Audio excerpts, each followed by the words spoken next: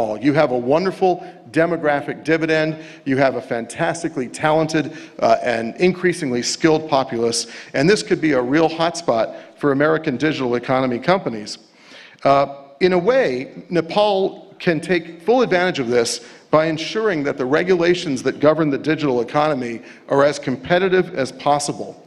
Because these companies, being digital, can hire wherever the best policy opportunities are.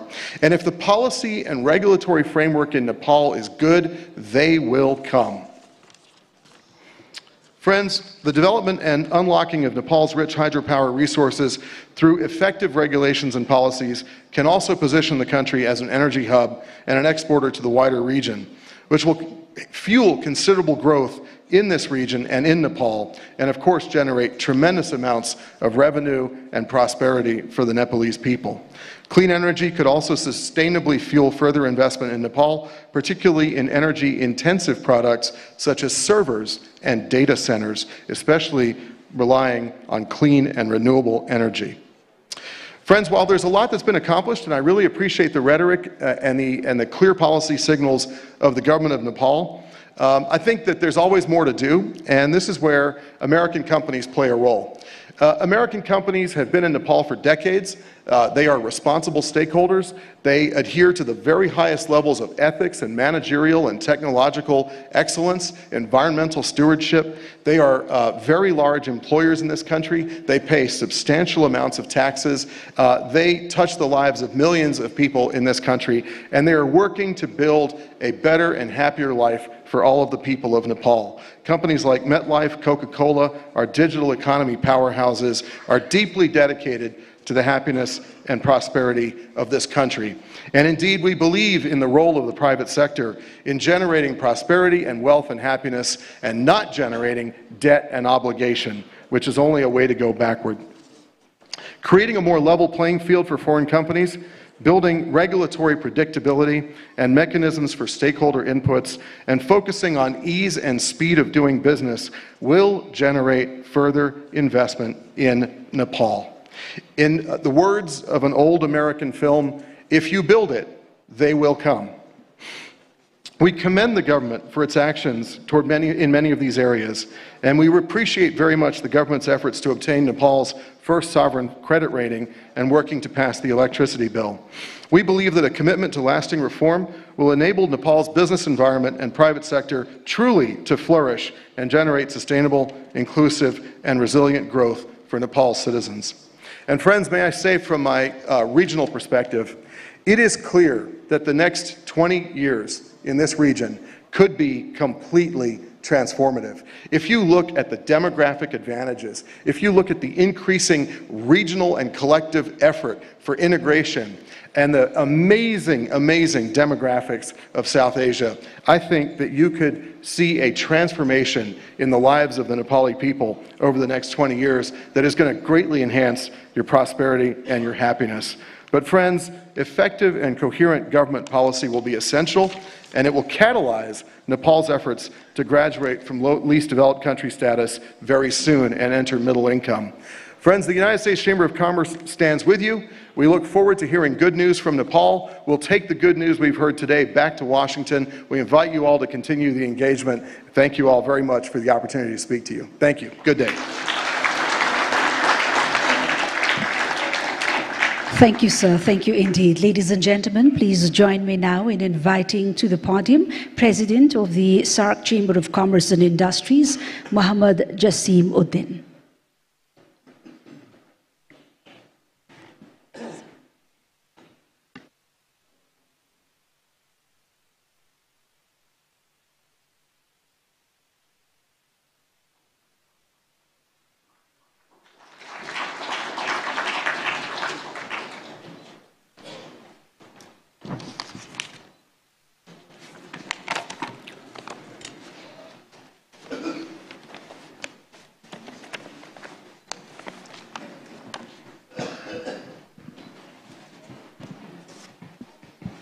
Right Honorable Prime Minister of Nepal, Mr. Pushpa Kamal Dahal, His Excellency Finance Minister, and the Honorable President of Nepali Federation Chamber of Commerce and Industry, other dignitaries in the dais, the honorable ministers, diplomats, business leaders, distinguished guests, members of print and electronic media, ladies and gentlemen, Assalamu alaikum and very good morning to you all.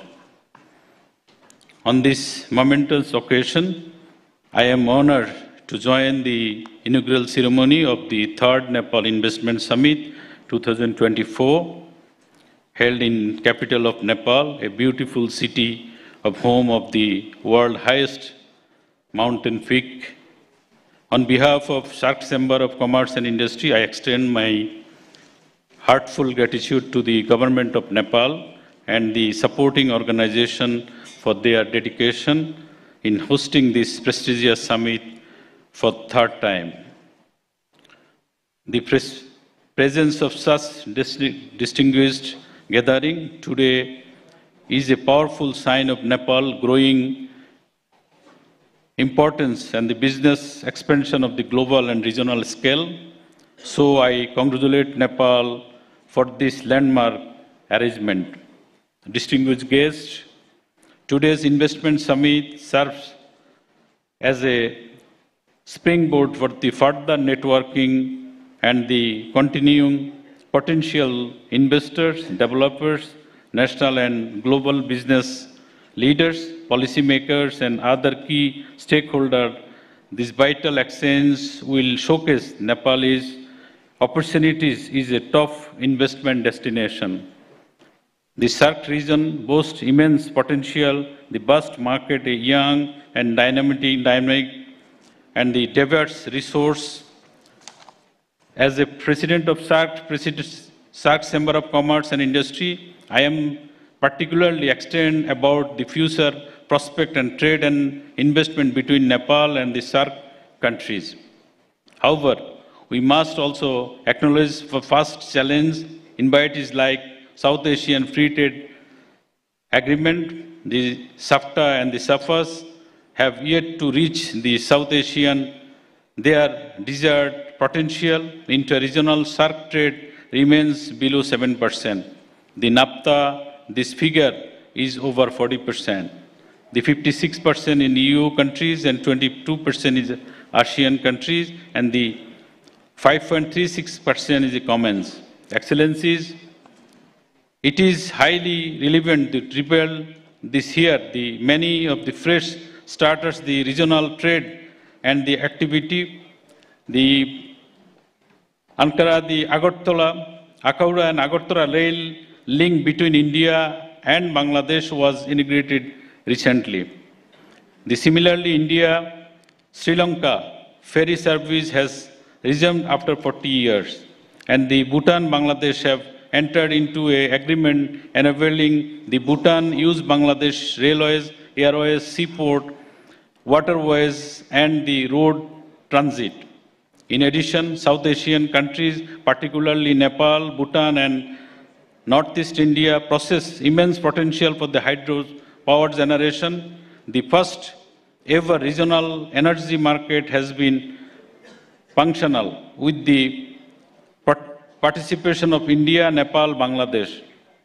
This traditional activity highlights the hydropower and the central theme of the unlocking border benefits between Nepal and Bangladesh. We are looking forward the regional electricity market with the increase the synergy of the clean energy resources and the tapping immense hydropower potential in Nepal and Bhutan for low-cost energy crisis across the SAARC.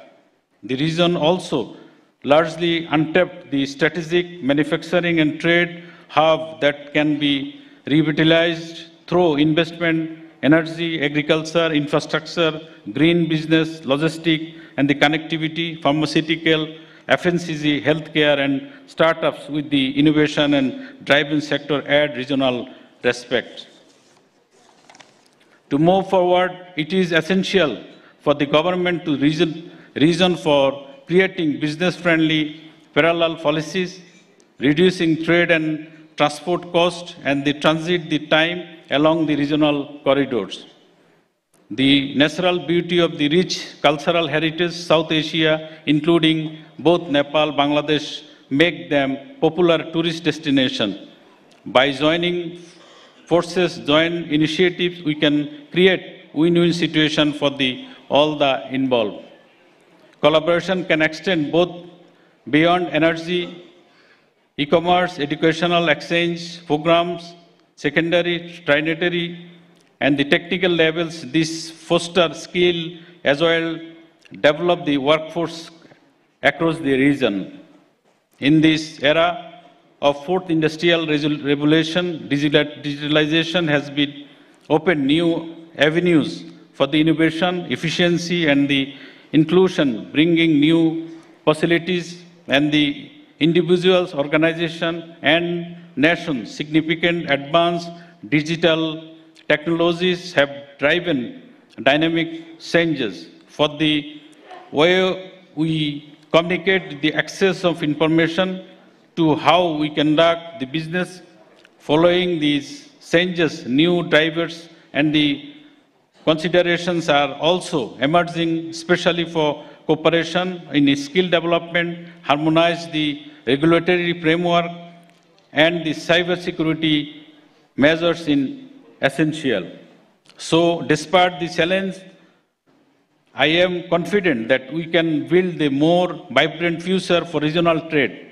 Cooperation during COVID-19 pandemic, notably vaccine access, financial support, and the food supply, and the example of the new dimension of our regional ties. Let us leverage this summit as a platform for address the first shortcomings by streamlining the regulations, fostering across-border collaboration, and the investing in the infrastructure. We can unlock the true potential of SAARC. In conclusion, I would like to stress the importance of the South Asian regional cooperation.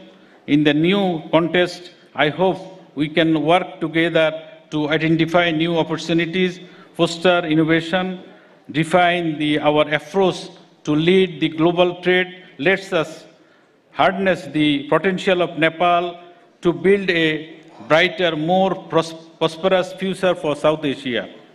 Thank you for your attention, and I look forward the valuable discussion, insights that will enhance of the investment summit. Thank you. Together, we can create a more prosperous and the interconnected South Asia. I wish a great success of the third Nepal Investment Summit 2024. Thank you all. Thank you. Thank you so much, Mr. Mohammad Jasimuddin, the President, SAARC Chamber of Commerce and Industries, and to all the esteemed speakers who have represented their voices at this forum. Thank you for the essence of solidarity and optimism that you bring along, and special thanks for your valuable remarks and the love, affection, and cordiality you usher into this forum. So that, ladies and gentlemen, we will now be hearing from our steadfast and long-standing allies who have contributed immensely in shaping Nepal's economic landscape. First and foremost, it's my pleasure to invite to share his remarks the Acting Vice President of the Asian Infrastructure Investment Bank, AIIB, Mr. Rajat Mishra.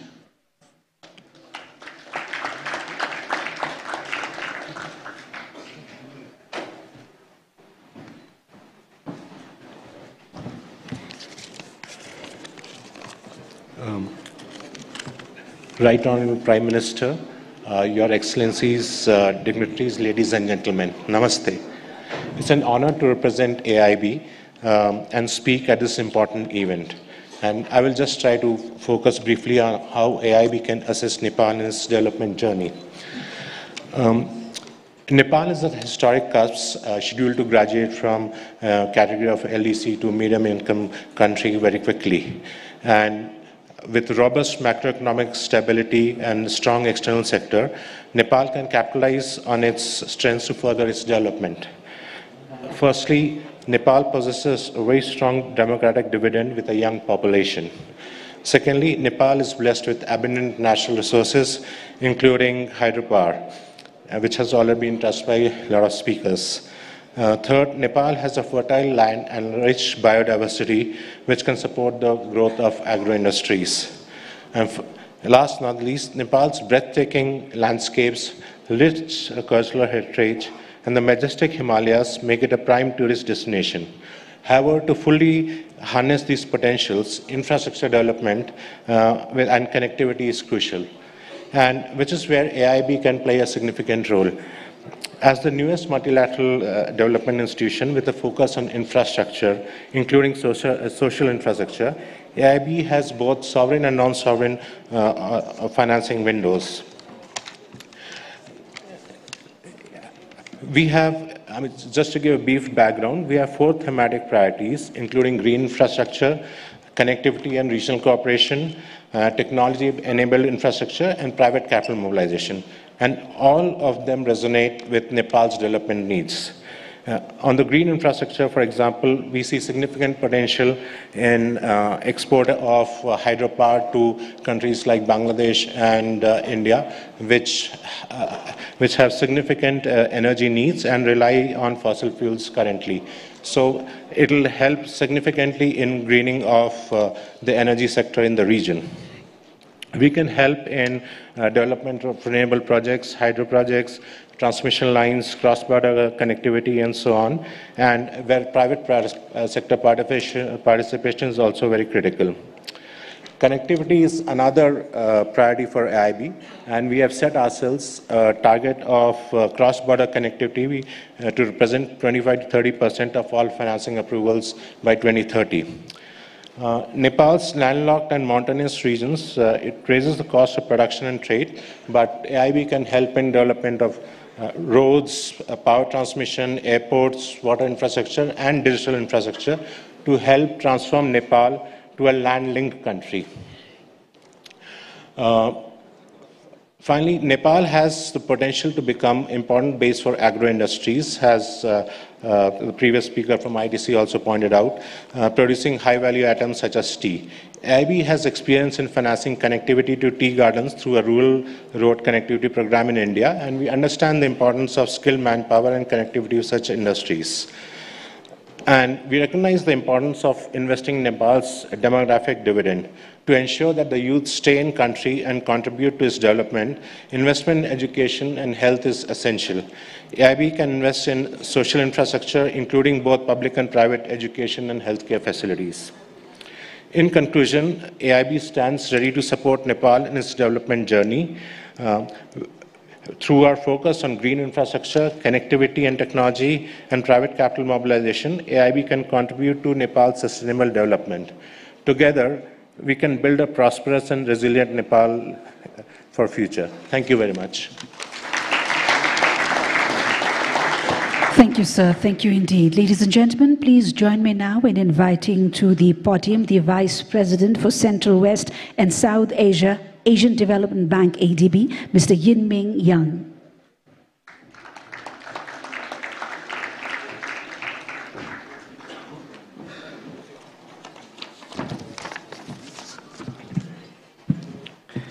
Honorables, Excellencies, ladies and gentlemen, it is a great honor for me to participate in this summit. On behalf of the Asian Development Bank, let me extend our warmest congratulations to the opening of the third summit. Nepal is at a critical stage of welcoming investors by showcasing important progress in improving the business climate in recent years. The country is well placed to harness the benefit of the richer natural resources and the friendly external relations in critical areas such as water resources, green energy, agriculture and tourism, trade and investment. In my remarks, I will touch upon ADB's operations in Nepal and share our views on priorities for promoting investments. ADB is seeking opportunities to expand our private sector operations. Our investments include a hydropower project, lending to SMEs, including women-led business, partnership on trade finance with financial institutions, and the support through venture capital. ADB and the World Bank Group are currently preparing a joint approach for our forthcoming country strategies. The joint approach allows closely aligning all our operations during the period 2025 to 2029, including in private sector development.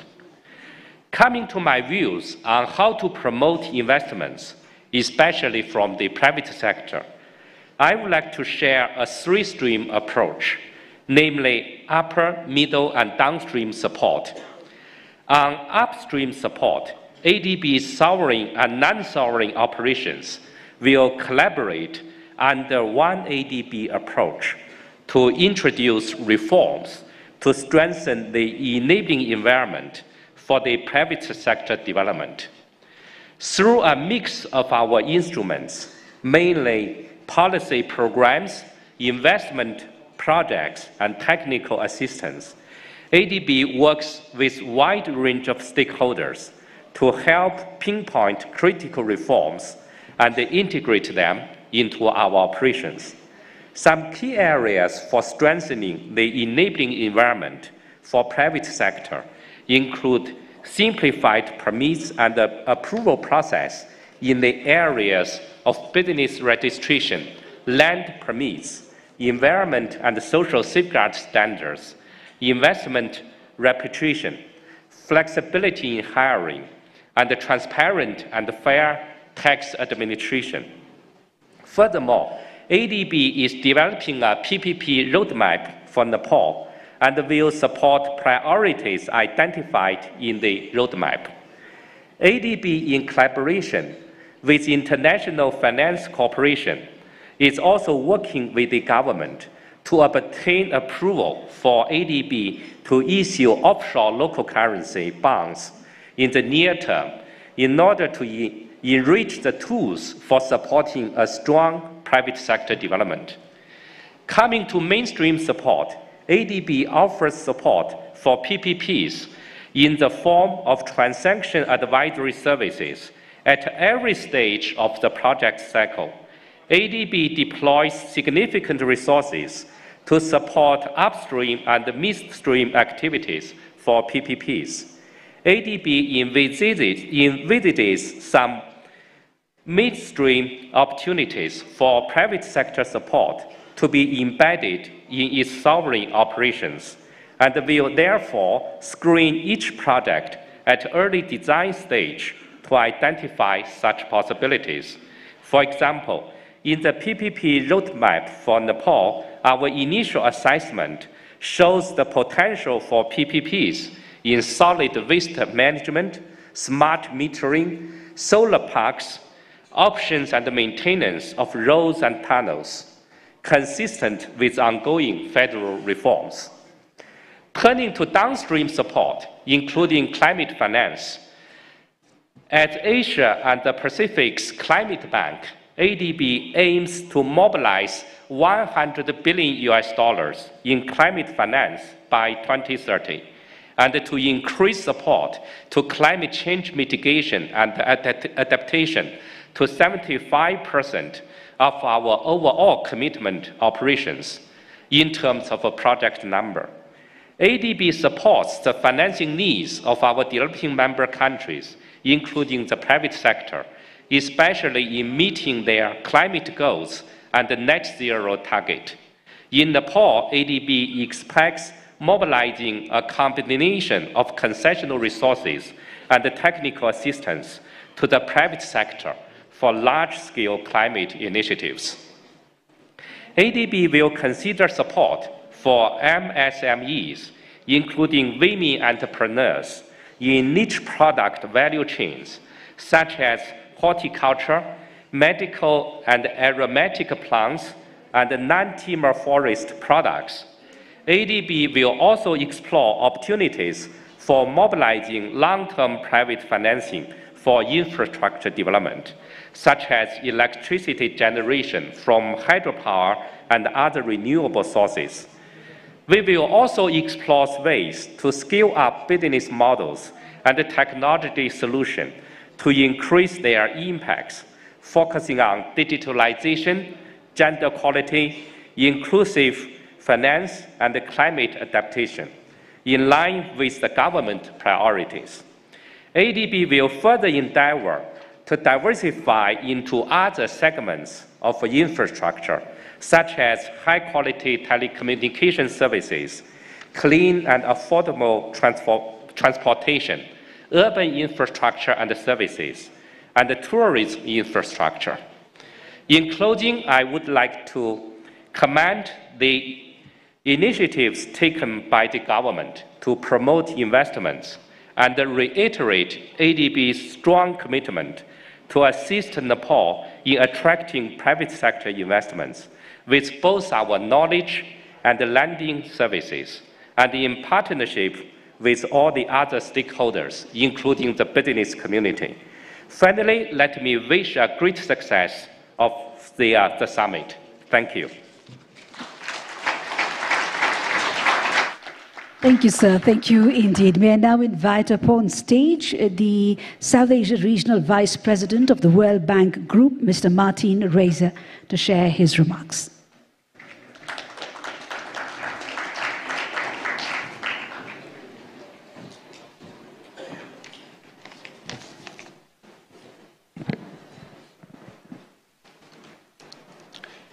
Right Honourable Prime Minister, Honourable Finance Minister, respected former Prime Minister, Excellencies, heads of delegations, ladies and gentlemen, partners and friends. Namaste and a good morning, or by now almost good afternoon to all of you. It's a great pleasure to be back here in Nepal and very exciting to participate in this third Nepal Investment Summit. I'm here with a delegation of colleagues from the World Bank, from the IFC, and from MIGA. We, as the World Bank Group, are here to support Nepal's commitment to transform the country into an emerging destination for global investment. There are many things for Nepal to be optimistic about, and a lot of them have already been mentioned. Nepal's economic model has delivered growth and reduced poverty with an average rate of 4.3% in the last decade, elevating the country to lower middle-income status in July 2020. Nepal offers many opportunities for greener, more resilient and inclusive development. Lucrative growth drivers include the hydropower, tourism, agribusiness and IT sectors, which offer comparative advantages and export potential and can spur job creation. The government has taken many proactive steps to facilitate both domestic and foreign investment across sectors. The World Bank Group also acknowledges the recent government decision to amend 9 laws through an ordinance. At the same time, Nepal needs higher levels of resources and investment to achieve its development goals, much more than what the public sector alone can provide. According to Nepal's National Planning Commission, Nepal will need to mobilize $2.75 billion per year in private investment if it is to achieve the Sustainable Development Goals by 2030. To improve the climate to attract these investments and crowd in private sector, both domestic and international, several priorities stand out. First, Nepal will need to continue to improve the legal and regulatory environment. My friend Yang Yingming has outlined a number of areas in this regard, so let me not dwell on this. Second, we recommend the development of a national investment policy that translates broader FDI and domestic investment targets into specific strategies across sectors. One of the previous speakers mentioned the long-standing dialogue we've had, for example, on the development of the electricity bill. This is an example of the kind of sector-specific legislation based on continuous dialogue that Nepal needs to embrace. Nepal should also strengthen the institutional capacity at the federal and subnational levels to implement credible PPP projects and improve service delivery. So many of the previous speakers have mentioned opportunities in this regard, particularly in the infrastructure sector. And perhaps more fundamentally, Nepal needs to be ready to embrace greater competition and level the playing field for new investors to come in. The World Bank Group has been a credible and steadfast partner in helping Nepal improve its investment climate. Recently, we supported 2 critical policy reforms to facilitate greater foreign direct investment into the country, including the reduction in the minimum FDI threshold to 20 million rupees and the setting up of the automatic approval route to allow FDI of up to 500 million rupees. We also work closely with Nepal Rashtra Bank to strengthen its anti-money laundering legislation. Recent data suggests a positive uptick in FDI inflows, indeed an 80% increase in the first 4 months of this year, in the first 7 months of FY24 compared to the same period in FY23. We are helping Nepal conduct investment assessments into the investment climate, including through the World Bank's flagship Be Ready report, which will be released in September this year and will assess the overall investment climate.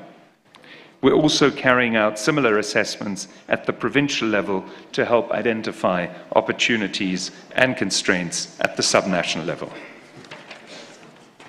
The World Bank Group is here as investors. IDA, IFC, and MEGA offer financing models that can catalyze private investment and offer national and international stakeholders an unrivaled opportunity to strengthen development impact. We have invested, we're ready to invest, and we're ready to do more. Indeed, jointly with our partners in the Asian Development Bank, we have recently signed an MOU to expand investments in Nepal's hydropower potential, including the flagship Upper Arun and Dutkoshi projects, with major expected benefits not just for Nepal's economy, but for Nepal's neighbors in South Asia. We are here as development partners to continue supporting the government's reform agenda, which is critical to unleash private sector potential.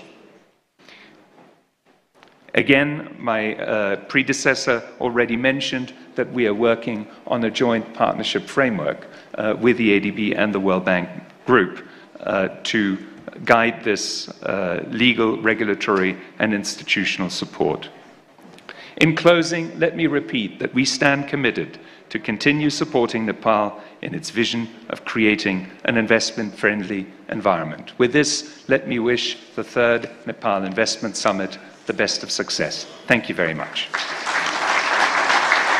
Thank you, sir. Thank you, sir. Thank you indeed. Thank you so much for your very insightful and valuable inputs. Ladies and gentlemen, as we look forward towards upscaling our already existing and strong ties with our development partners, we cannot help not extend a note of gratitude to them for their very strong support and for their camaraderie, as well as the cordiality they have extended to Nepal over the many decades that we've worked together. So that, ladies and gentlemen, we also cannot help share how overwhelmed we are to have received best wishes and greetings from all our friends, partners, collaborators, who not. And we take a moment now just to present before you a few prominent such greetings and messages received from our very valued friends and partners in front of you now. First and foremost, allow us to draw your attention towards the screen now as we play the video message received from the Secretary General of the United Nations Conference on Trade and Development, Her Excellency Madam Rebecca Greenspan. Your Excellencies, the Right Honorable Prime Minister Pushpa Kamal Dahal, Ministers, Honorable Deputy Prime Minister and Minister for Foreign Affairs, Narayan Kaji Shrestha, Honorable Finance Minister, Barshaman Pun, distinguished delegates, investors, business leaders, ladies and gentlemen, dear friends. As Secretary General of the UN Trade and Development Conference, it is with great honor and a sense of shared purpose that I address you today at the 3rd Nepal Investment Summit. Nepal, a land of breathtaking natural beauty, rich in resources, culture, and a dynamic workforce, is already on a positive growth, heading to graduate from the least developed countries category in 2026. Its young and dynamic population, a strategic location at the crossroads of Asia, and a growing appetite for progress, is poised to become a regional beacon of inclusive growth and innovation. This summit marks a critical opportunity to showcase Nepal's immense potential to global investment and provide a multi-stakeholder platform to exchange and interact. Both from hydropower and renewable energy to sustainable agriculture, tourism, and the technology sector, Nepal offers diverse and lucrative investment avenues that promise meaningful contributions to the nation's development trajectory. We, at the UN Trade and Development Conference, have long recognized Nepal's great investment potential as showcased in the investment guide and the investment policy review we undertook specially for the country. According to our study, Nepal has made significant strides in recent years, demonstrating a strong will to create a conducive business environment. The government's effort to streamline regulations, enhance infrastructure and institutional capacity, and promote transparency are encouraging signs for potential investors, together with the very ambitious policy agenda that has been proposed. Policies like the new Foreign Investment and Technology Transfer Act, Industrial Enterprise Act, Public-Private Partnership Act, IP Policy and Labor Law are important reforms in Nepal, along with several other investment-related policies in the pipeline to improve its business environment. As Nepal continues on this path, ensuring a level playing field for both domestic and international investors will be essential to attracting the scale of investment needed to reach its full potential. We must also prioritize investments that empower women, youth, bridge social divides, and that address Nepal's unique vulnerability to climate change. Investing in green technologies, resilient infrastructure, and climate-smart agriculture is not merely a profitable choice, but an urgent necessity for Nepal's long-term prosperity and security. We at UNCTAD stand as a steadfast partner to Nepal on this journey. Our reports, conferences, and technical programs are available to support the government in creating policy frameworks that promote sustainable investment, build capacity, and foster technological innovation. Distinguished guests, the opportunities before Nepal are vast. By working together, government, the private sector, investors, civil society, and international partners, we can unlock Nepal's potential and build a future where economic growth, social progress, and environmental sustainability go hand in hand. Let this summit be a catalyst for bold action, innovative partnerships, and a resounding commitment to a prosperous and inclusive future for Nepal. I thank you. And we extend our bit of gratitude for these very optimistic and encouraging words from the United Nations Conference for Trade and Development. Thank you, Your Excellency. Ladies and gentlemen, this summit is all about laying a foundation to creating new ties and to bolstering networks, both old and new. And in this regard, today for us is a fresh beginning. And this say finds its relevance in the newer and the changing world realities and the context as well. And amidst the heightened developments triggered by technology, AI, and whatnot, our needs are shifting, and therefore the importance of coming together. Nepal cannot wait, trust us. Nepal cannot wait to reap from your expertise, your resources, your knowledge to create that essence of solidarity and prosperity together. Thank you one more time for your very, very valued presence herein. Said that, ladies and gentlemen, we will now be hearing from high representatives from our very, very esteemed and close allies, friends, partners since a long, long time now. Friendships that date back ages old. And they would be introduced by their excellencies, the ambassadors of the friend nations who represent them. Ladies and gentlemen, the friendship, support, and collaboration have yielded countless opportunities of growth and progress for Nepal, and they continue to shape the trajectory of Nepal's development journey.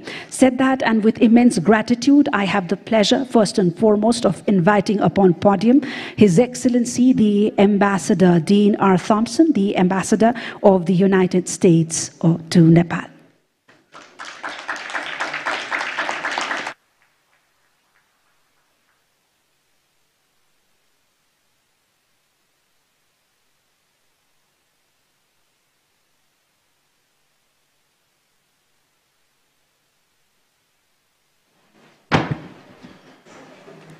Honorable Prime Minister, distinguished members of the Cabinet, esteemed guests and participants, it's really a pleasure to be here to have an opportunity to introduce some friends of Nepal in our video.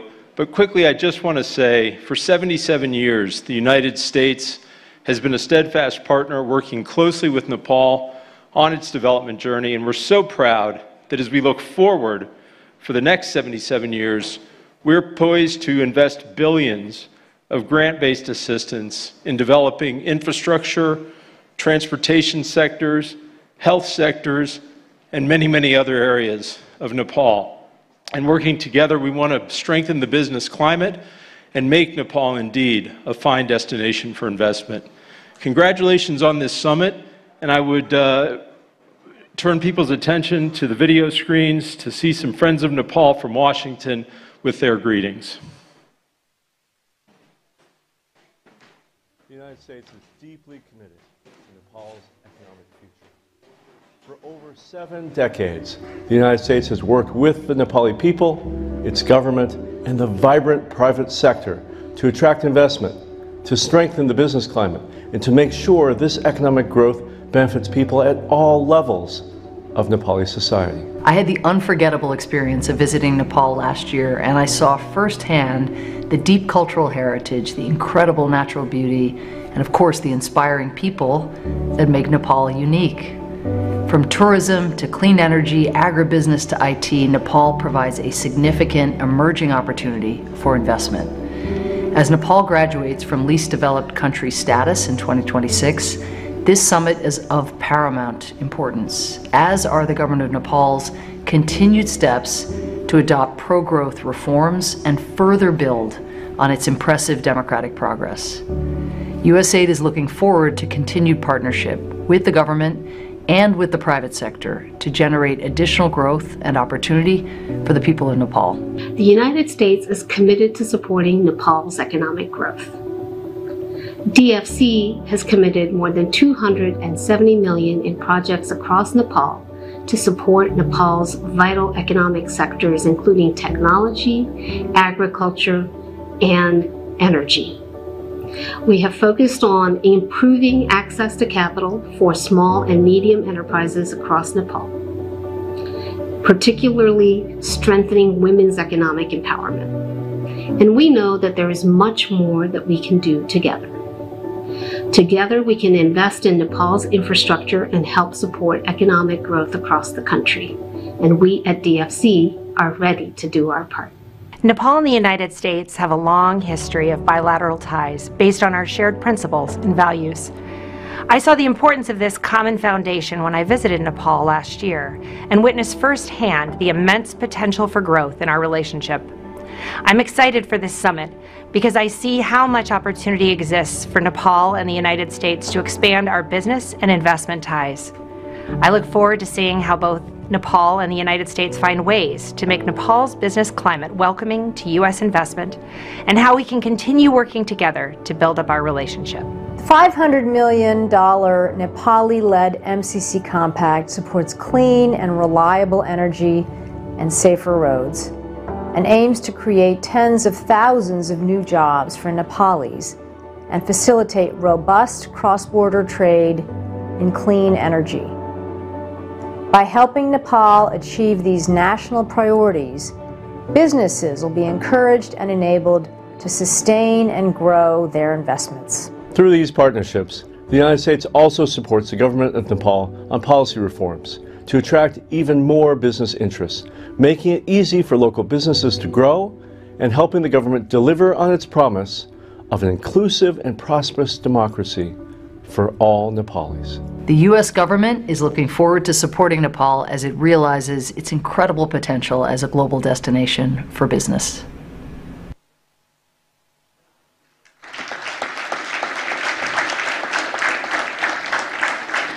Without further ado, ladies and gentlemen, thank you, Your Excellency. Thank you indeed. May I now invite up on stage the Regional Director of the Foreign Commonwealth and Development Office, FCDO, Mr. Ben Mellor.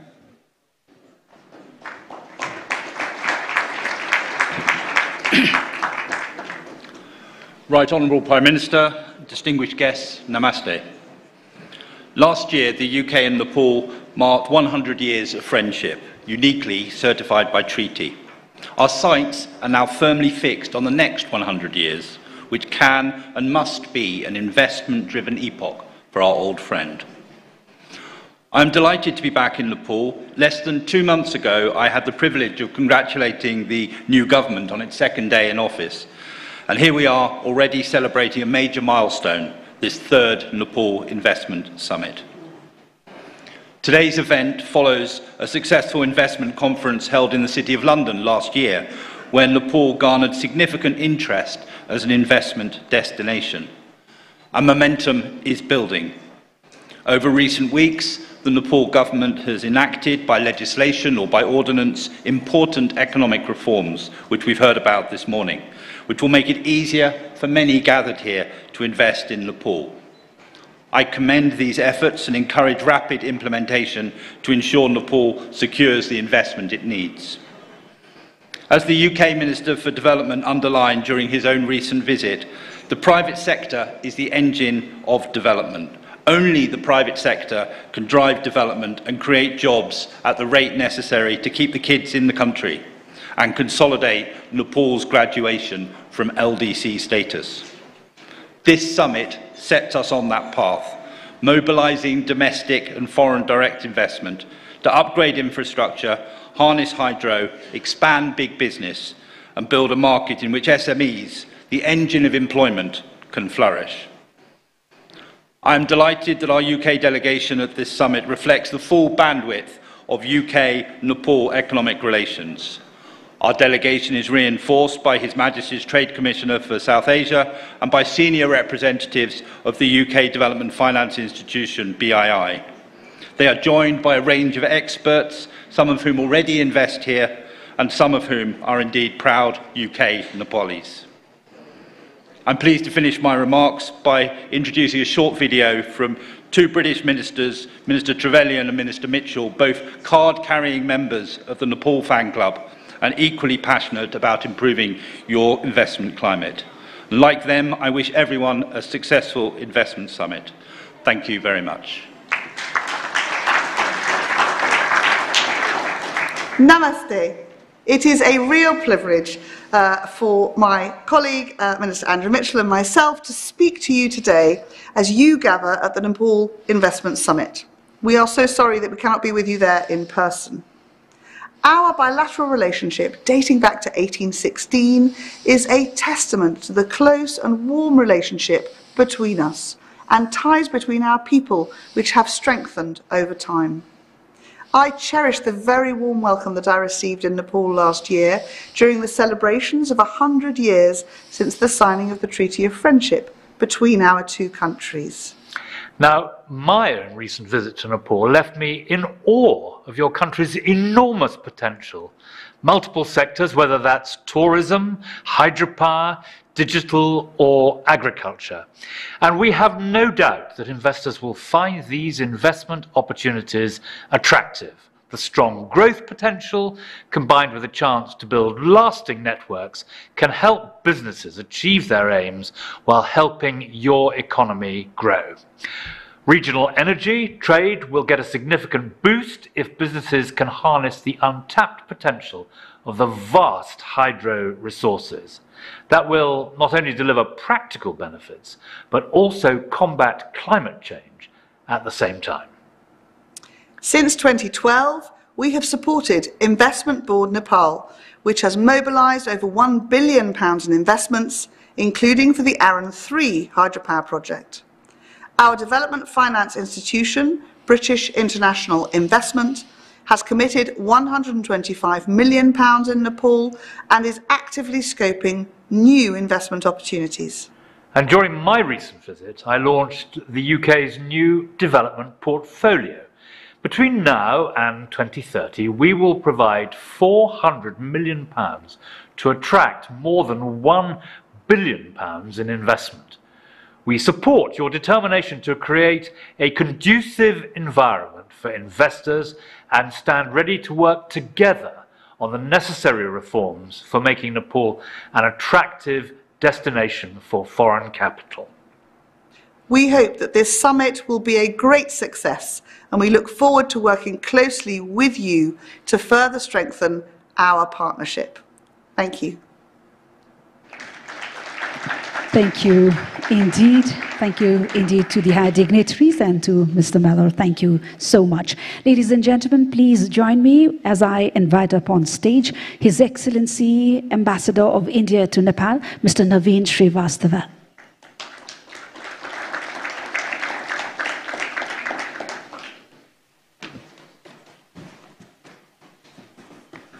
Right Honorable Prime Minister of Nepal, Pushpakamal Dahal Prachanda ji, Honorable former Prime Minister of Nepal, Sher Bahadur Debaji, Honorable Finance Minister, Varsman Punji, other ministers of the Government of Nepal, distinguished guests, ladies and gentlemen. Thank you for giving me this opportunity to participate in the 3rd Nepal Investment Summit and also to introduce the speech by our Commerce and Industry Minister, Mr. Piyush Goyal, who unfortunately cannot join us physically today because of the ongoing elections in India. Before the speech, let me share a few thoughts about India-Nepal relationship and economic relationship in particular, and what both our governments have done in the last few years to strengthen it further. As is well known and have been spoken by earlier speakers, India and Nepal share civilizational ties, cultural, traditional links, since times immemorial form a unique bedrock as we develop our multifaceted relationship in the modern times.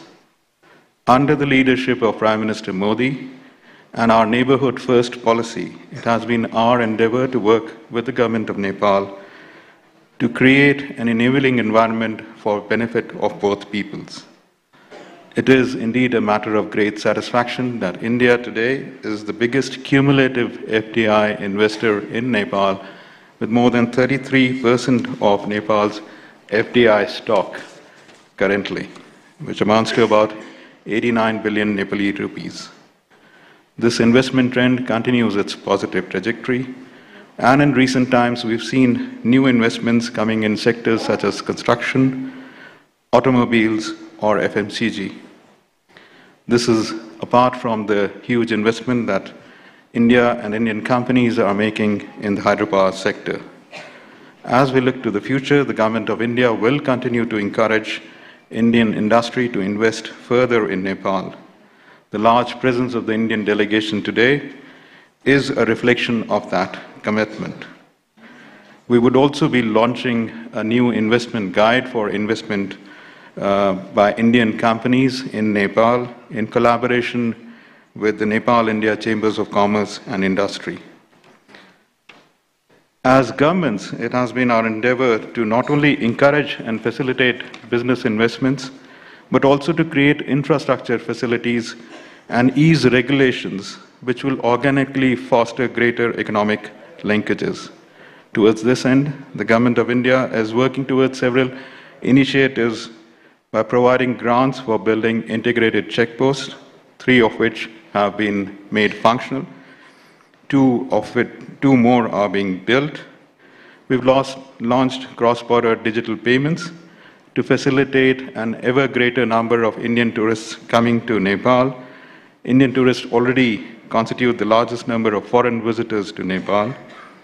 And as speakers earlier said, in the last few years, hydropower exports from Nepal to India have added a new dimension to our ties.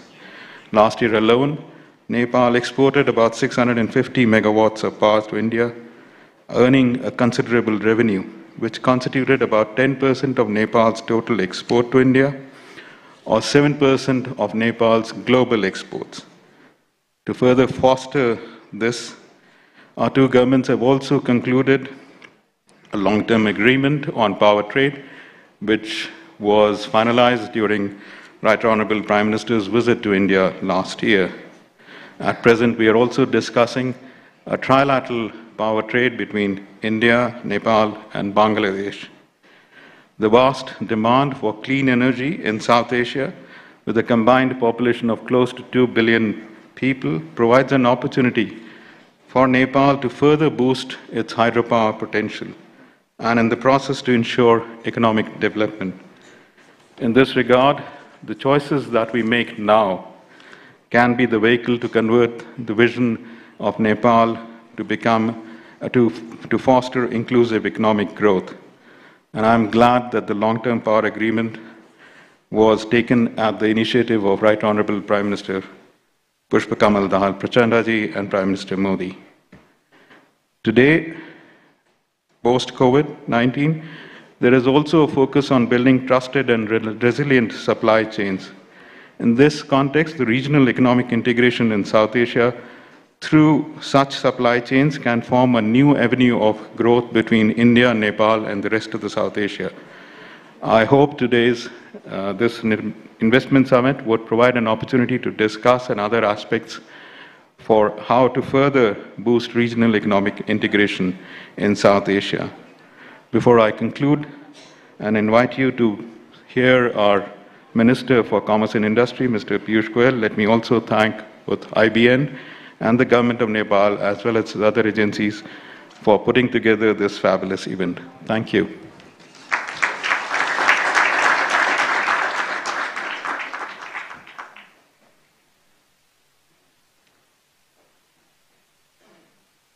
Namaskar, esteemed participants of the Nepal Investment Summit 2024. Truly a privilege and honor to address this august gathering. While I regret not being able to join you in person on this momentous occasion, I am confident that we will have many more opportunities to connect and collaborate in the future. I extend my heartfelt congratulations to the Government of Nepal for hosting the Nepal Investment Summit 2024 under the theme Emerging Nepal. Nepal and India not only share a border, but also a deep-rooted friendship and a vision for a prosperous future. India has always been a trusted partner in Nepal's development journey.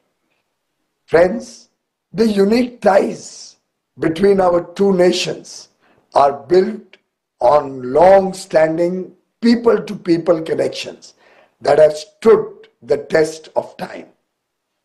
Nepal is a key partner in India's neighborhood first policy, and it reflects in our continued collaboration. And we cooperate on projects in hydropower and connectivity. Reiterating the words of our Honorable Prime Minister, Shri Narendra Modi ji, I quote, "We will continue to strive to take India-Nepal ties to Himalayan heights." Investing in Nepal is not just about seeking profitable ventures.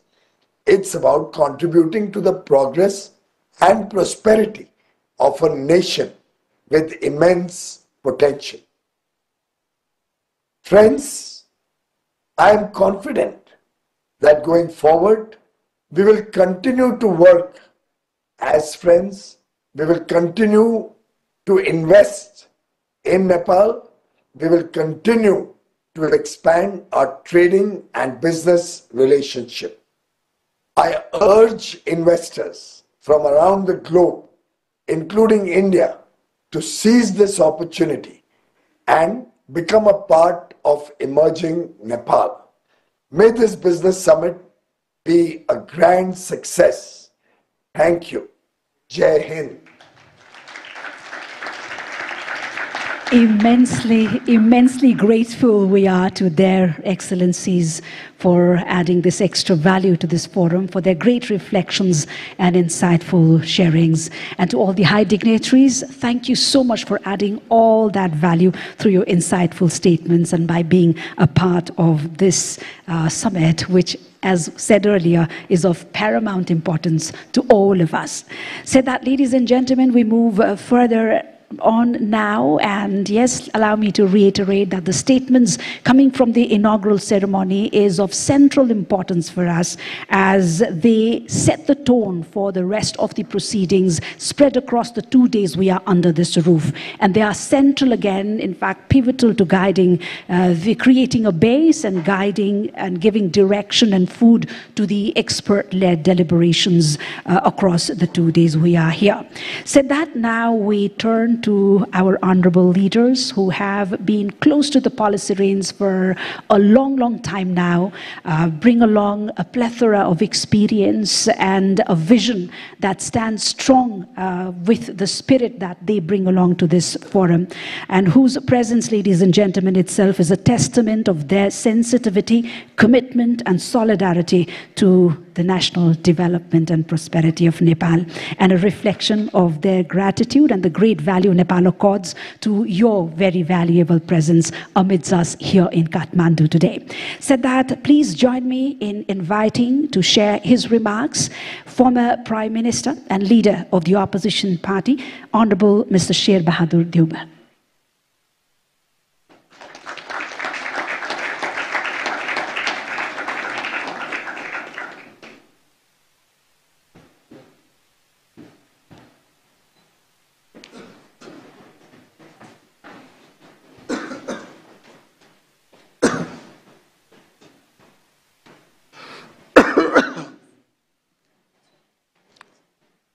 Right, Honorable Prime Minister, Mr. Pushpakamal Dahal Prachanda ji,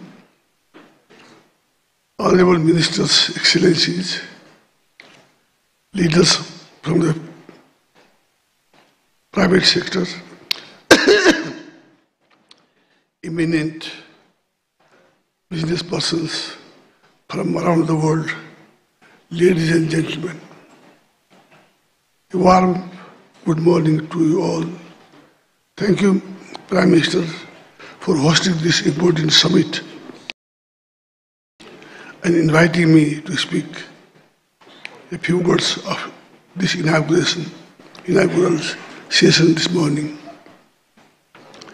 Let me also extend warm welcome to our distinguished guests who have traveled all the way to Kathmandu to attend this summit. I am confident that the deliberations in the summit and various instruments of cooperation and partnership that will be exchanged during the summit will pave the way to greater flow of investment in Nepal.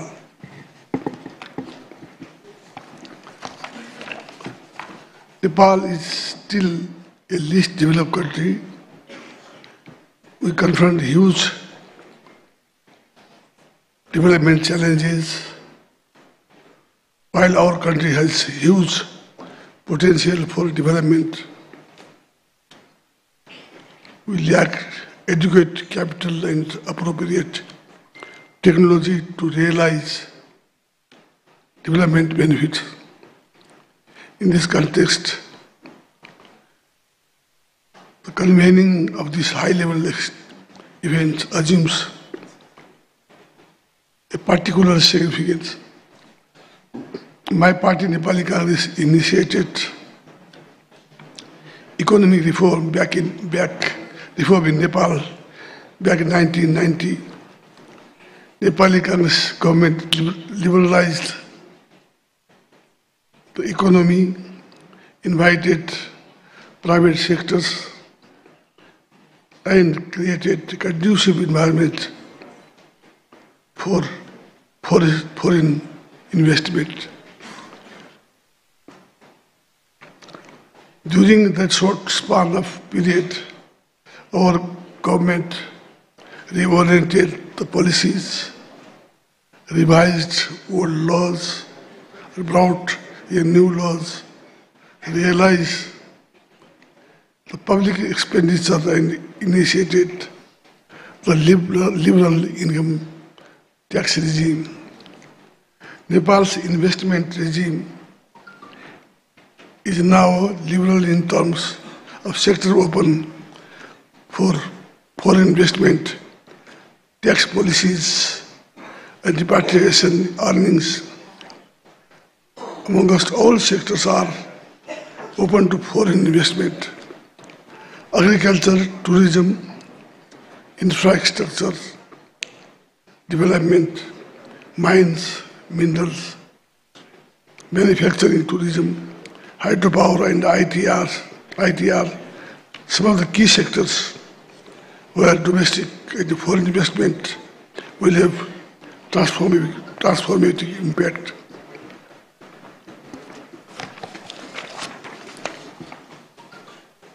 Foreign investment is protected by domestic law and various international instruments to which our country is party. I have come to know that the government has expressed its willingness to conclude bilateral investment protection agreement with various countries to promote Nepal as an attractive destination for investment. Flexible our law, demographic dividends with substantial share of young and energetic populations, reliable supply of electricity, availability of local raw materials also contribute to make production low cost compared to other high wages countries in the region. We have established one-stop service that includes the Investment Board of Nepal for large-scale project under the public-private partnership and Department of Industries for other small and medium-sized investment projects. We have streamlined process to save time and energy for registration of companies and putting them into operation relatively within a short period of time. Less bureaucracy means faster decision making and quicker approval of proposals. Moreover, all major political parties remain committed to promote foreign investment in Nepal and come together to foster consensus on key investment-related issues. During my tenure as the Prime Minister, we implemented crucial reform. We aimed at promoting foreign investment, boosting tourism, harnessing the potential of hydropower, revitalizing industries and agriculture. As the reform was not completed, I believe that the present government will continue the reform initiatives and create more conducive environment for the private sectors.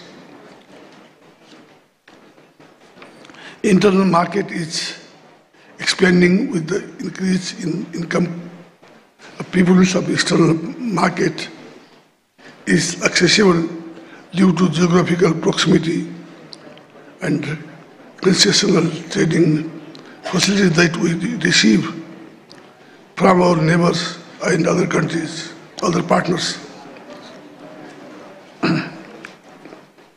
Our two neighbors, India and China, offer huge market opportunity for Nepal. We also have supportive trading relationship with USA and EU. As former Prime Minister and the President of the largest and oldest Democratic Party, Nepali Congress, I would like to convey the following message. We pursue liberal economic policies where market and the private sectors have an important role to play in advancing economic development under a democratic framework. The government plays a facilitating role and creates an environment that is conducive for the investment and business without losing its responsibility to ensure social justice and inclusive representation of all segments of Nepalese society.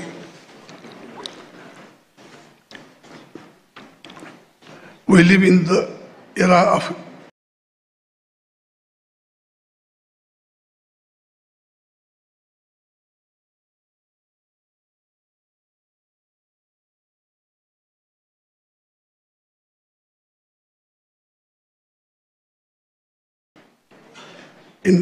intense competition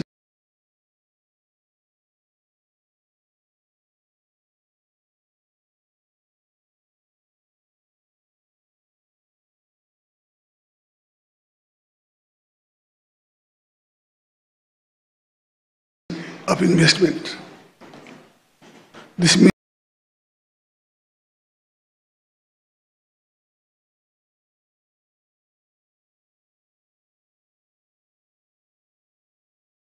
we need to be more attractive and competitive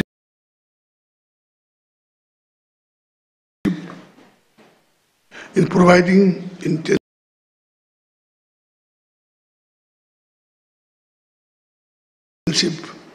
and protecting investment. Money goes where it treated well. Well, it is treated well.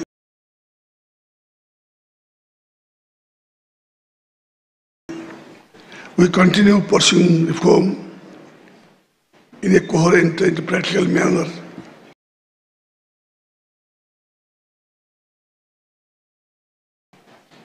To adjust our investment regime in the high in the light of changes in the internal and external economic environment.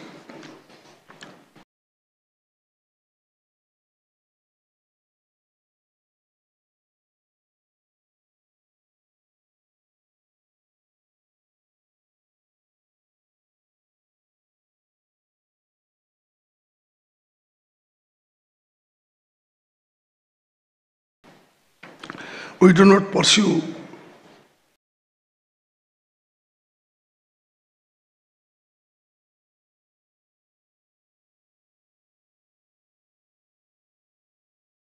disciplinary policy, BJP's foreign investment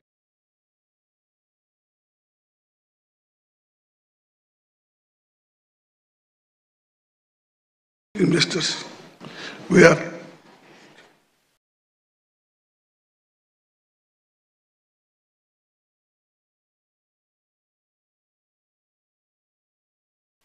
treated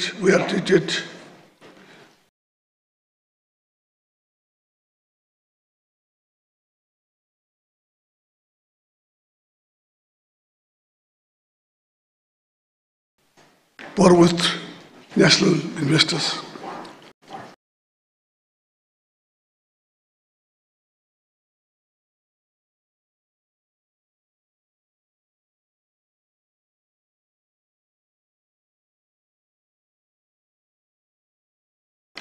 We welcome foreign investors as our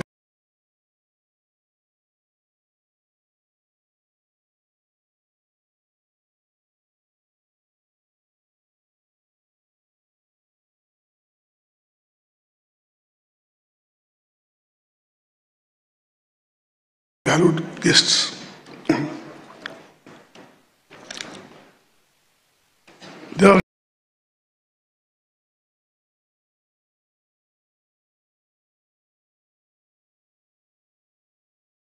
They are a convincing example we provide that foreign investment in Nepal is profitable.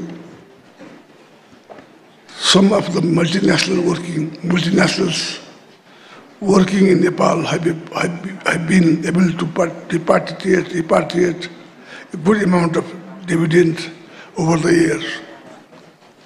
Please come to Nepal and invest in our economy. That will be beneficial to you and our people. We will provide you a full protection, assure that our sustained cooperation from start to finish. We will cherish our partnership for development and prosperity. Your contribution in supporting Nepal in its endeavors to infrastructure, in its endeavors to transform the economic landscape will be highly valued. The time is of essence. Nepal has huge untapped potentials. I believe that with our common efforts, we can make a difference. I wish our international guests a pleasant stay in Nepal and a productive deliberations. I also wish to thank all the success to the summit. Thank you very much. Jai Nepal. Thank you, sir. Thank you indeed for your great reflections of solidarity and commitment, and of course for the acknowledgements. It's been a sheer beauty of this forum, ladies and gentlemen, since the very beginning, of our leaders standing strong together when it comes to issues of national prosperity and welfare. Thank you one more time to Honorable Sher Bahadur Deuba. Said that, ladies and gentlemen, it is my pleasure to draw your attention now to a significant moment of collaboration and commitment. And trust me, and today, in the gracious presence of the Right Honorable Prime Minister, Mr.